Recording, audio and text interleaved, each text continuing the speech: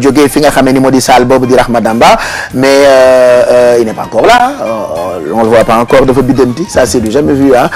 ki war a tàggat yaram waaye bàyyi ma waaye man lu ma wax day am waaye bàyyi leen ma man yi ba ñu doog a commencé émission bi fukk la lu woon. après ñuy dox ñu mujj gi ñu nekk juróom keroog ba ñu nekkee juróom man leen waa baax na dina am bis boo xamante ne ñettay ñëw ca semaine ba sa topp bu ñett ñëw keroog man leen waa baax na di ngeen ñëw ak ñaar keroog ñaar a ñëw dinaa leen keroog di ngeen ñëw ak benn barki démb Ndiaye benn ñëw tey ñëwuñu on a quand même le temps de se faire plaisir tonton Max tu es malade je sais mais écoute yëngal ñu tuuti puisque tey bisu birthday la bisu atal la xam nga 1er octobre par exemple en France ñoom 1er octobre 1967 ci la ñuy doog a am télévision couleur ah naissance télévision couleur en France en 1967 et en plus tey mooy journée internationale des personnes âgées tey aussi mooy journée internationale des taw. C'est la journée internationale des personnes aînées plus c'est la journée des taw. moitié taw man tam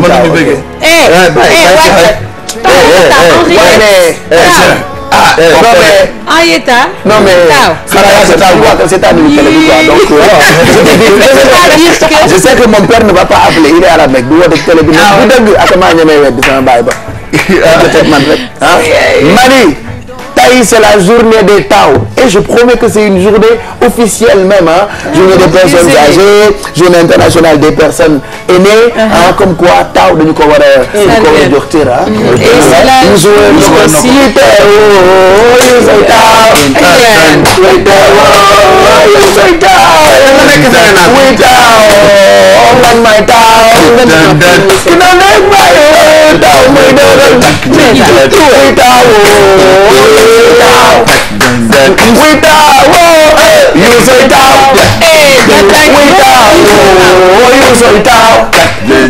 taw bu jigéen am na ak taw bu góor yaay sa taw bu jigéen mooy taw bu góor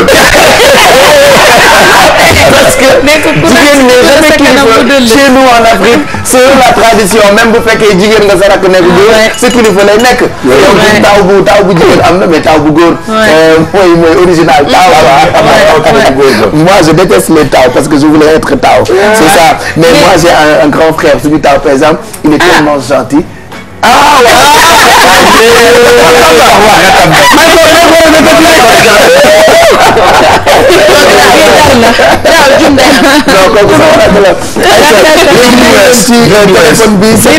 Attends, rajoute-y quelque chose. Ouais, qu'est-ce que tu veux que j'ajoute? Aujourd'hui, c'est le mois d'octobre. Oui. Mooy octobre rose. Tiens-toi bien, oui.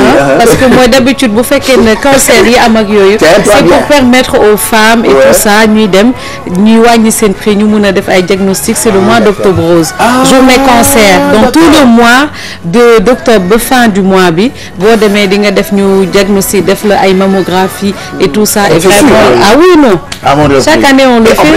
loolu oui c'est toujours bien ngeen di dem di saytu seen yaram. ah oui tey kenn ñëw ma ni Fama jarul ngay waaxu. ngeen fi feeñ ci télé. am na keneen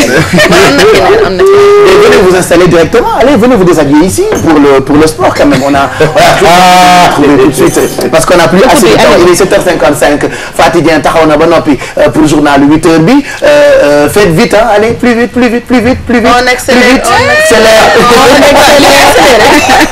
voilà bu fekkee am na ku nekk ci téléphone bi mën nañu ko jël 88 628 22 22 wala 88 628 04 05 ñu la doon wax ma dafa am solo octobre rose on en parle dans quelques minutes juste le temps de ñu jël kenn ci téléphone bi allo.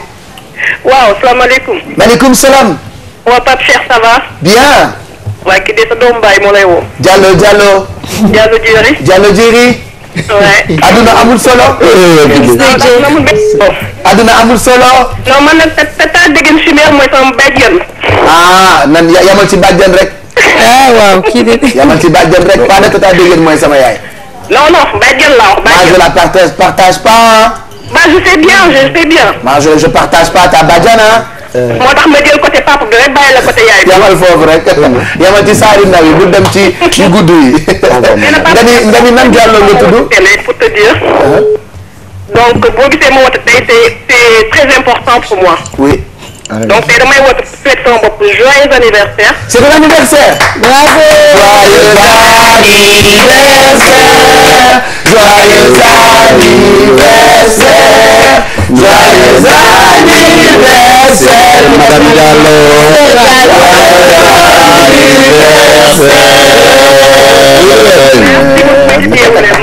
nee nañu gospel. sama jour anniversaire au Idole. oui donc voilà. mais est-ce que xam nga ne man tamit tey la sama anniversaire. mais lan mooy sa tur dëgg. faut pas oublier. Je voulais lui offrir un cadeau ak njëgu gâteau. ah oui cool. non mais dis-moi yaa ngi may dégg. waaw ma lay dégg waaw. voilà rappelle-moi le nom. Fatou Diallo. Fatou Diallo d'accord alors Fatou Diallo c'est sa cadeau bu njëkk ci suba gi man maa la koy jox. waaw. c'est un magnifique téléphone portable Huawei. maa ngi koy may sama papa bi nekk Camp Manguéxo. nee na ko papaam. sa papa nga koy may bi nekk Camp Manguéxo. sa papa bi nekk Camp Manguéxo. waaw. d'accord ça c'est un cadeau que je t'offre un magnifique téléphone Huawei gis nga ko G5521 à venir récupérer quand tu veux nel benn. benn. tegal naa la ci 25000 njëgu gâteau. fort na sax dana baax na. ma papa doom baay. waaw kay donc am nga téléphone portable Huawei ak enveloppe bu dollu ci 25000 muy sa cadeau anniversaire yow lan moo la ko may. est-ce que sama petite sœur mën na ko ñëw jël si bi elle habite à Plateau. tu gardes la ligne comme ça Mariama jël la ci suuf nga wax ko ki koy jël si comme ça mu jël si ko ñëw jox la sa cadeau nga mën a kontaan dégg nga. D'accord. Pour juste dire rek man je fête mes 35 ans aujourd'hui. Et depuis presque 99 tous les 1er octobre dama doon dem cosaan ak sama benn cousine. di fête anniversaire en même temps avec sama idole Mbaye Dieye Faye Youssou Ndour voilà. voilà et en plus anniversaire de Mbaye Dieye Faye aussi. fan de Youssou Ndour voilà yàlla def moom ñu bokk anniversaire. donc voilà. mais si dama liggéey woon guddi dama ne tey du ma nelaw sans jàll ma daal voilà. merci de toute façon kontaan nañu bis bi tey yàlla na dàq comme d'habitude ci bis yëpp. amiin voilà yàlla na dàq ci bis yëpp. merci jërëjëf ñu ngi lay gërëm bu baax ñun moo tax tey li ñu gën a bëgg rek mooy foo ak yéen donte dañ ciy boole yi leen di jëriñ alors il est exactement ban heure moo jot nii il est quelle heure 58. 58. ouais 8 heures jot na de. on décale le sport. 8 heures jot na de. on le décale. Fama kaay. kuy wax. non doy kaay de tendance tey nga dee. ba kafe gi ñëw rek pour la. waaw femme mi ngeen napp nag yow.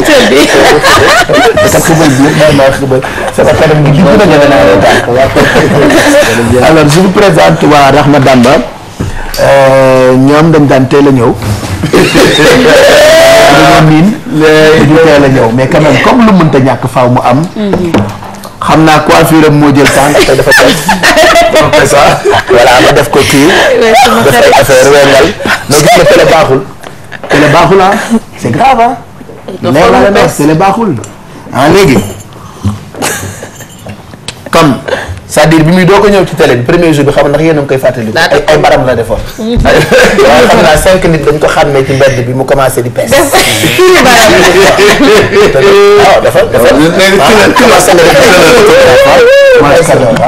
na nga def waay. moom bu ngeen seetloo. ay bërëxël. suñu waa kër yi am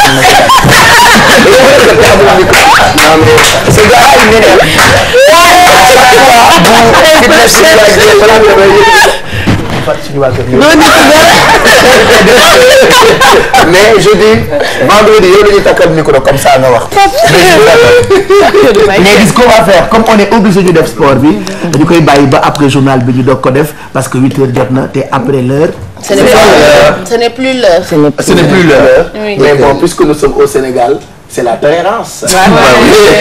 bu fekkoon télévision yi mag yi la yow doo taxaw sax ci plateau. télévision sénégalaise c'est la première télévision du Sénégal. On est obligé de mettre à l'image du Sénégal miroir du Sénégal.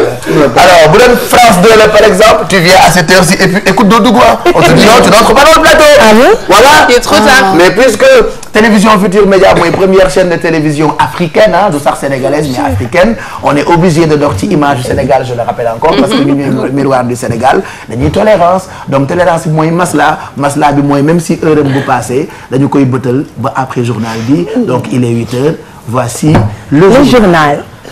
Waaw.